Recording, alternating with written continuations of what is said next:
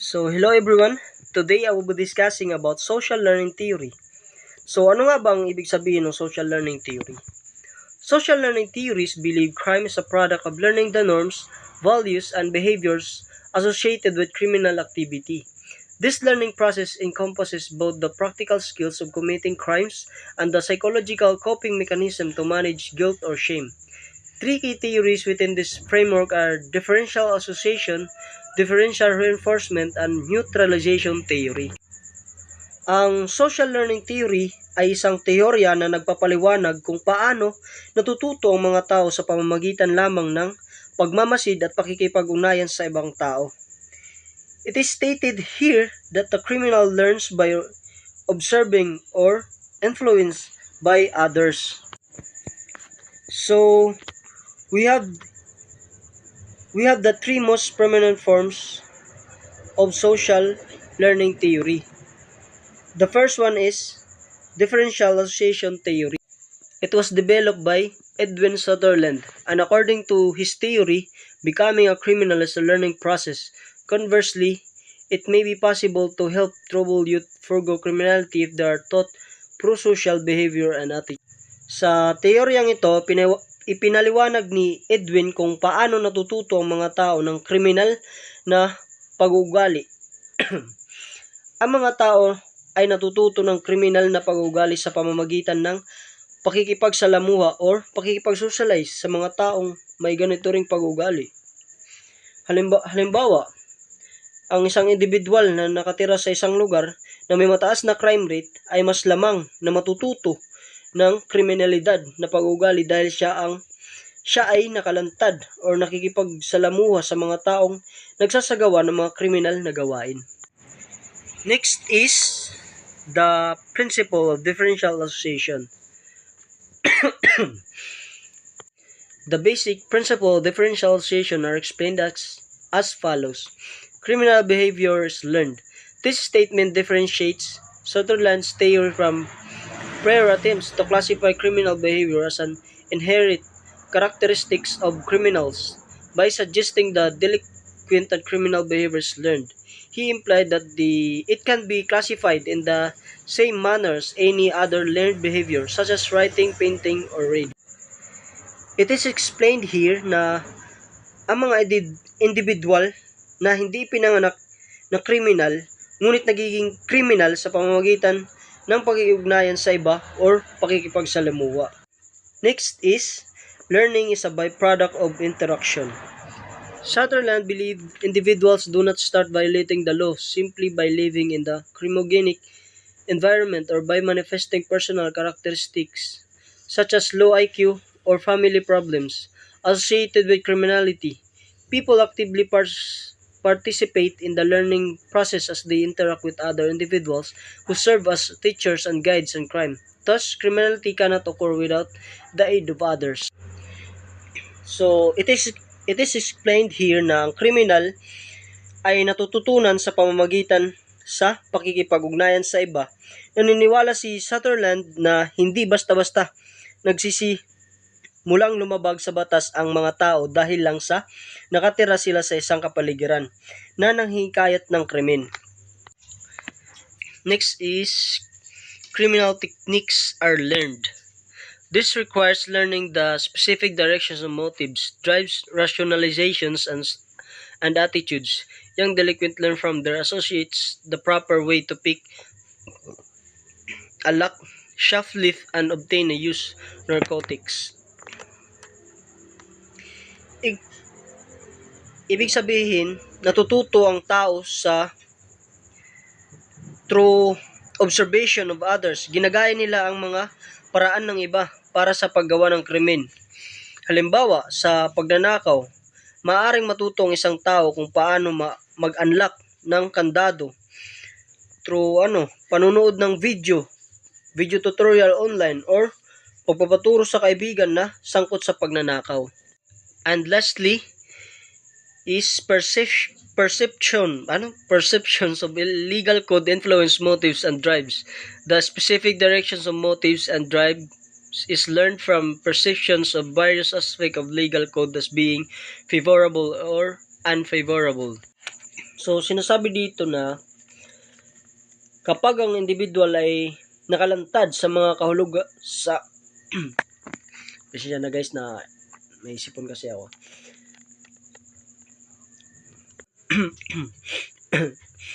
Kapag ang individual ay nakalantad sa mga kahulugan na ang tingin sa mga aspeto ng batas bilang pabor na mas malamang na makita nila ang isang krimen na katanggap-tanggap or makatuwiran.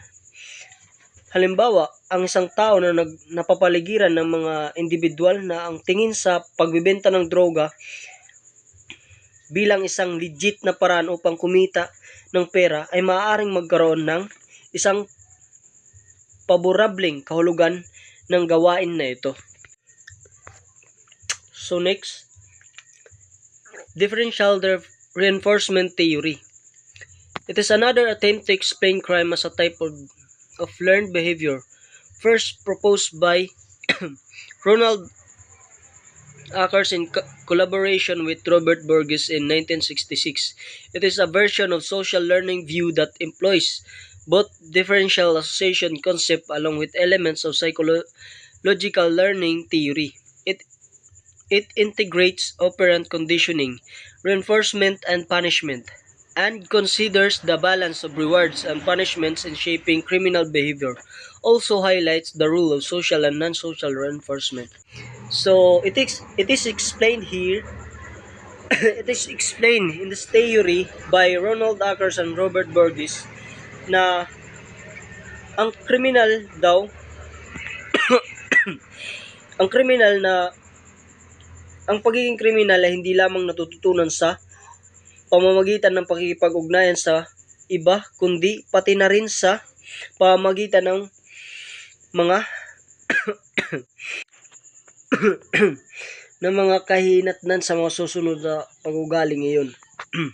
So, ipinaliwanag din dito na ang isang individual ay mas malaki ang tsansa na makisali sa sa mga kriminal na aktibidad kung sila ay nakakatanggap ng mas maraming gantimpala at mas kaunting parusa para sa pagka-involve nito sa mga kriminal na gawain.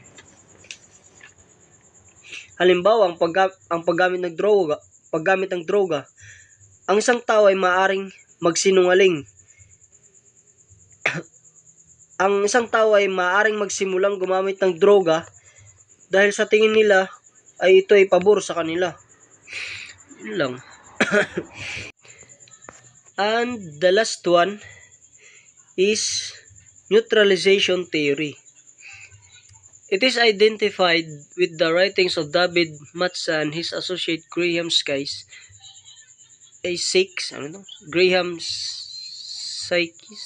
They view the process of becoming a criminal as a learning experience in which potential delinquents and criminal master techniques that enable them to counterbalance or neutralize conventional values and drift back and forth between illegitimate and conventional behavior. It explains how individuals justify their criminal acts. They temporarily suspend moral constraints. Techniques of neutralizations, denial of responsibility, denial of injury, denial of victim, contemptions of condemners, appeal to higher loyalties. Sa neutralization theory, pinaliwanag dito kung paano nakakagawa ang mga individual ng kriminalidad habang nanatili pa rin ang kanilang pakiramdam at sumusunod sa mga pamantayan ng lipunan. Sa teoryang ito, ipinaliwanag kung bakit mali at kung bakit hindi or dapat gawin ang isang individual ang isang krimen. So, here is the strength, weakness, opportunities, threats of this topic. First, the strength of this topic is empirical support. It demonstrates the powerful influence of observation, imitation, and modeling on learning. Real-world applicability. The theory's principles are readily applicable in diverse settings, including education, organizational training, and even therapeutic interventions. Emphasis on cognitive process. It acknowledged the role of cognitive factors like attention, retention, reproduction, and motivation in learning process. Explains vicarious learning. It explains how individual learns by observing others even without direct reinforcement. Weaknesses. Difficult to quantify. Some aspect like the rule of motivation and self-efficacy can challenging to measure objectively.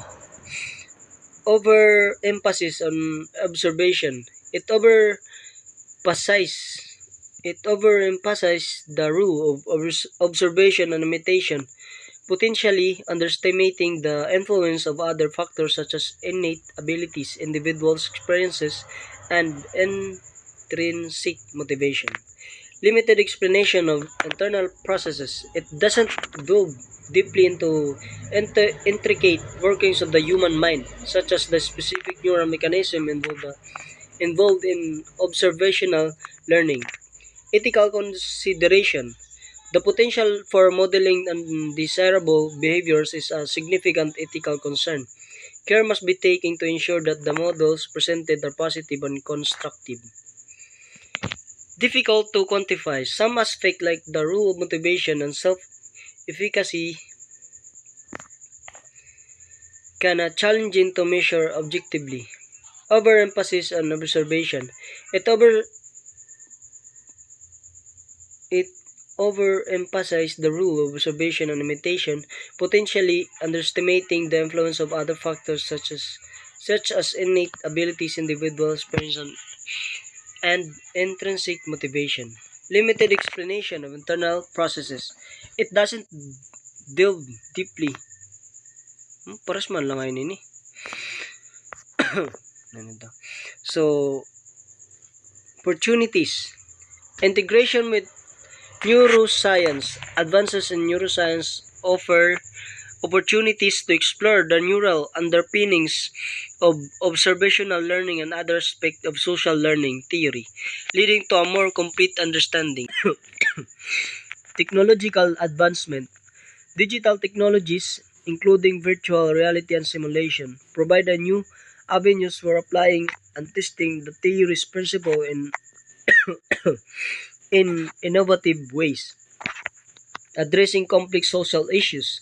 The theory can be instrumental in addressing complex social problems such as bullying, aggressions, and promoting pro-social behaviors through targeted interventions based on modeling and reinforcement. Personalized learning. Social learning principle can be leveraged to create more personalized learning experiences, catering to individual learning styles and needs through peer interaction and observations. And threats.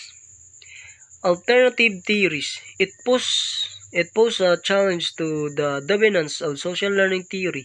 Researchers may shift their focus to these alternative perspectives, misinterpretation, and misapplication.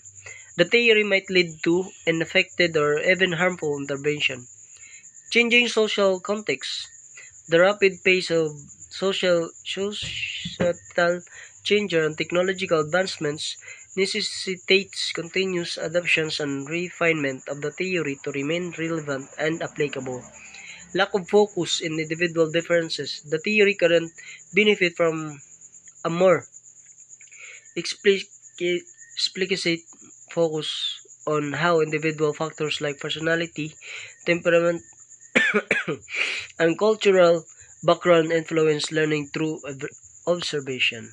So, to make it all short, social learning theories propose that individuals learn new behaviors, attitude, and knowledge by observing, imitating, and modeling others. And that's all. Thank you.